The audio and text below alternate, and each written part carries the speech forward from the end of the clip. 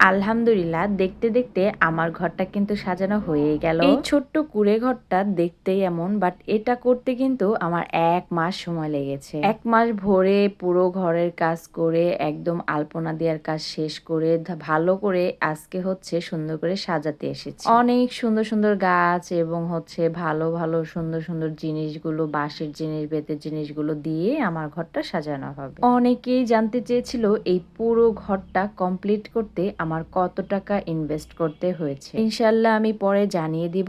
এখনো সেভাবে কোনো হিসাব করা হয়নি, কারণ এই ঘরটার জন্য যখন যা লাগছে তখন এখনো কেনার তালেই আছে। ঘরটা ছোট হলেও কিন্তু মাশাল্লাহ অনেক বেশি সুন্দর হয়েছে। অনেকে এটাও বলেছে যে আপু, এই ঘরটা তুমি কি জন্য তৈরি করলে? এই ঘরটা আমি রান্না করার জন্য তৈরি করেছি এবং কেকের ডেকোরেটের কাজ করার জন্য তৈরি করেছি। এখানে আমি রান্না করব এবং কেক ডেকোরেট করব। অনেকে আবার এটাও বলেছে যে আপু, তোমার ঘরটা অনেক সুন্দর হয়েছে, বাট তোমার ঘরটা অনেক ছোট হয়ে গিয়েছে, জায়গা কম। আসলে আমার জায়গা কমই ছিল, যার কারণে আমার শখটা পূরণ করার জন্য এই কম জায়গার মধ্যেই সুন্দর কিছু করে তুলেছি। পুরনো যে গাছগুলো ছিল সেগুলোই দিয়ে আপাতত সাজিয়ে নিয়েছি। নতুন নতুন গাছ আরো অনেকগুলো কিনতে হবে ম্যাচিং করে করে।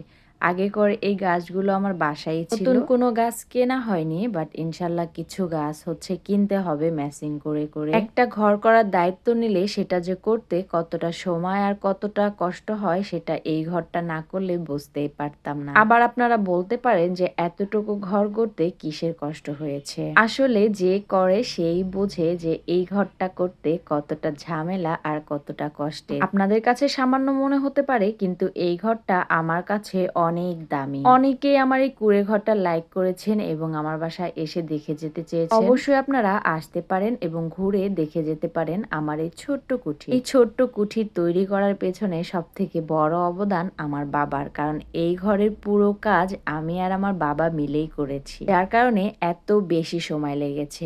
কারণ আমার বাবা কিন্তু অত দক্ষ মিস্ত্রি না, যার কারণে এই ঘরটা আমরা কিন্তু ফোনের মধ্যে পিকচার দেখে দেখেই রেডি করেছি। আমার শখ পূরণ করতে আমার বাবা রোজ আমার বাড়ি থেকে এসে ঘরের কাজ করে আবার সে বাড়ি চলে গিয়েছে। এভাবেই হচ্ছে ১ মাস ভরে আমার কাজগুলো করে দিয়ে গেছে। বাবাদের তো তুলনাই হয় না, এটাই বাস্তবতা। মেয়ের জন্য বাবারা সবই করতে পারে। শুধু মেয়ের জন্য না, প্রত্যেকটা সন্তানের জন্যই বাবা সবকিছু করতে পারে। এখানে যে প্লাস্টিকের গাছগুলো দিচ্ছি, এখানে আমার তাজা মানি প্ল্যান্ট গাছগুলো দেওয়ার ইচ্ছা ছিল, বাট ওগুলো হয়তো নষ্ট হয়ে যাবে, এত বড় হবে না, যার কারণে হচ্ছে আমি এই গাছগুলোই দিয়ে দিয়েছি। এতে করে কিন্তু ভালো সুন্দর দেখাচ্ছে, কিন্তু বোঝা যাচ্ছে না যে এটা প্লাস্টিক নাকি বাস্তব গাছ। এখানে আমি পাটের সিকা কিনেছিলাম অনেকগুলো, যার মধ্যে ছোট ছোট হাঁড়ি কিনে তারপরে হচ্ছে এখানে আমি বসিয়ে দিচ্ছি। এই হাঁড়িগুলো দেখতে কিন্তু অসাধারণ দেখাচ্ছে পাটের সিকার মধ্যে। এগুলো একদম বাজার থেকে রং করে আর্ট করে নিয়ে এসেছিলাম, ঝামেলা হবে